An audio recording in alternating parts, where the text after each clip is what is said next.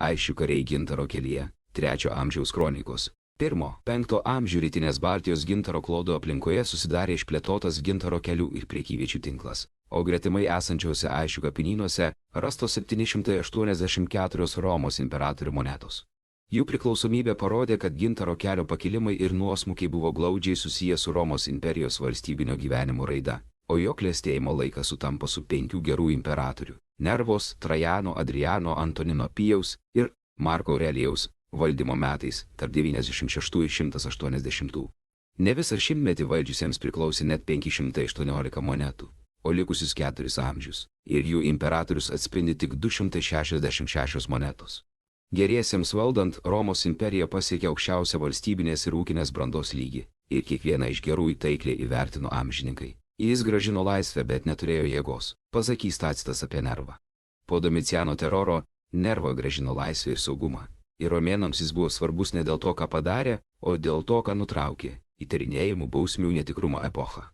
Trajanas anot Plinijus jaunesniojo idealus valdovas, kuris sujungė karinę jėgą, teisingumą ir saiką. Jis valdė taip, kaip visi norėtų būti valdomi, pasakė Dionas Kasijus, o Adriano amžininkas jį taip apibūdins. Jis valdė labiau protu nei kalaviju. Apie Antoniną Pijų sakė, jis valdė taip tyliai, kad beveik nepastebimai. Teisingumas be baimės ir imperija be sukrėtimų. Toks buvo Pijaus valdymas. Paskutinis iš gerųjų, Markas Aurelijus, geriausias žmogus blogiausiais laikais.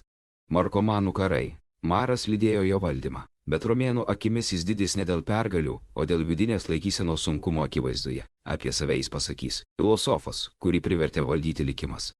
Sunkumai prasidėjo ėmus valdyti sūnui Komodui. Baigėsi stabilumo era ir prasidėjo politinės ir karinės krizės, kurios atvėrė kelią kariuomenės valdžiai. Per 1 metus 193 Roma turėjo 5 valdovus. Valdžia persikėlė iš Romos į legionų stovyklas. 196 metais Septimijus Severas užbaigė pilietinį karą, tačiau Roma tapo karinė monarchija. Kasijus Dio pasakys, nuo to laiko imperatoriai rėmėsi nebe senatu, bet ginkluota jėga. Aleksandras Severas, paskutinė senatorių Romos iliuzija, buvo Herodiano žodžiais teisingas valdovas netinkamu laiku. Būtent jo metais prekyba gintaro keliu patyrė ir paskutinį pakilėjimą. Vėliau sekė įvykiai – persų, gotų ir kitų germanų genčių spaudimas. Trajano Decijaus žūtis kare su gotais, 260 metais į persų nelaisvę patekęs ir Romos pažeminimu tapęs imperatorius Valerijanas. Visa tai buvo svarbiomis Romos politinės ir ūkinės suirutės dalimis, kurios ženkliai atsiliepė gintaro kelio saugumui ir patikimumui. Šis niekada nebebuvo toks kaip Antoninų dinastijos, ypač Antonino Pijaus ir Marko Aurelijaus laikais. Romos įvykiai žaibiškų greičių keitė gintaro kelio prekybinius srautus ir tai iškalbingai liudija monetų skaičiaus Aisčių kapuose kaita. Paskutinio iš Julijų, Nerno monetų nedaug, tik 4, bet jo misija gintarui pargabenti yra pirmoji, kuri aprašyta Plinijaus vyresniojo istorijoje. 4 imperatorių metus atstovauja viena imperatoriaus galbos moneta, o Vespasianui pradėjus Flavijų dinastiją, prekyba tapo gyvesnė. Domicijano laikus mena 21 moneta. Antoninų epocha, tikras gintaro kelio aukso amžius, net 435 monetos, pirmo čia buvo Markas Aurelijus, 226 radiniai.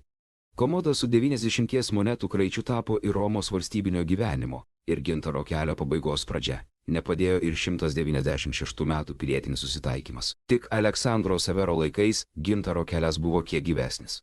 Rastos 42 monetos. Paskutinieji Romos imperatoriai, kurių radiniai skaičiuojami dešimtimis, buvo Gordijanas III, 29 monetos ir Pilypas I arabas, kurio palikime yra 11 monetų. Po 249 metų iki pat imperatoriaus Valentijano III mirties 445 metais jų monetų rasta vienetai, nuo 4 iki 1. Tik nuo gotų rankos kritusio Trajano Decijaus monetų daugiau – 7. 3 amžiuje gintaro kelio saugumas priklausė jau ne nuo imperinės kontrolės, o nuo vietinių ginkluotų gintaro kelio bendruomenių. Jų aplinkoje galėjo prasidėti gintaro kelio kario iš Dauglaukio 111 kapų istorija. Jo ginklų kompleksas yra iš tos epochos, kurioje, sekant antikos autoriais, karinė jėga tapo pagrindiniu politinės galios šaltiniu. Tarp 220 ir 260 metų palaidotas karys buvo ginkluotas kaip ne vienas kitas. 3 ietys, kiekviena vis kitokia, siaura plunksna skirta giliai įsiskverbti, geležinius ar odinius šarvus persmeigti, plati, didelę žaizdą padaryti, kad priešas greičiau nukraujuotų. Artimos kovos ginklai, plačių ir ilgų ašmenų peilis ir kovos kirvis. Jo rankena buvo neilga, tarp 30 ir 40 cm. Tokia, kuri artimoje kovoje leido žaibiškai valdyti kirvį atsakant į priešo veiksmus. Ypatingas ir kario skydas, kurio medinė dalis centre buvo sutvirtinta geležiniu antskydžiu, o likusi dalis – rombo pavidalo geležinėmis plokštelėmis. Kaip ne vienas kitas jis buvo ir išpuoštas. Mūvėjo žiedą nešiojo antkakles. Viena iš jų su dėžutės pavidalo užsegimų. Jos smulkiausi rantuoti žiedai ir žiedeliai padarė ją itin prabangę. Prie antkaklės priderino ir apsiausto segę, kuri ištisai nusakstyta žalvariniais rantytais žiedais. Ginklų ir papuošalų rinkinys sako, kad tai ne jaunuolis ir ne eilinis pėstininkas, o patyręs 30–40 metų karys ir bendruomenės itin gerbiamas vyras, kuris buvo iš Aisčių karinio elito sluoksnio. Atsisveikinimai ir sutikimai buvo 3 amžiaus Aisčių gintaro kelio prekybinių bendruomenių gyvenimo kasdienybė. Tolimi, net 2000 km siekiantys žygiai upėmis ir sausumos keliais. Sutiktos ir pažintos kitos kultūros ir civilizacijos ugdė Aisčius visuomeninės brandos kelyje. Roma turėjo savo imperatorius, už Rimės romanus gyvenę barbarai, savo karalius. Juos pripažino ir dovanas siuntė taikaus gyvenimo siekiantys romėnai. Vieni iš tokių yra Aisčių karaliai, kurių kapuose randami 3 amžiaus romėnų ginklai, Spata tipo kalavijai. Kaip ypatingų ženklus jie galėjo juos gauti iš romėnų rankų arba įsigyti gintaro kelio žygių išbandymuose.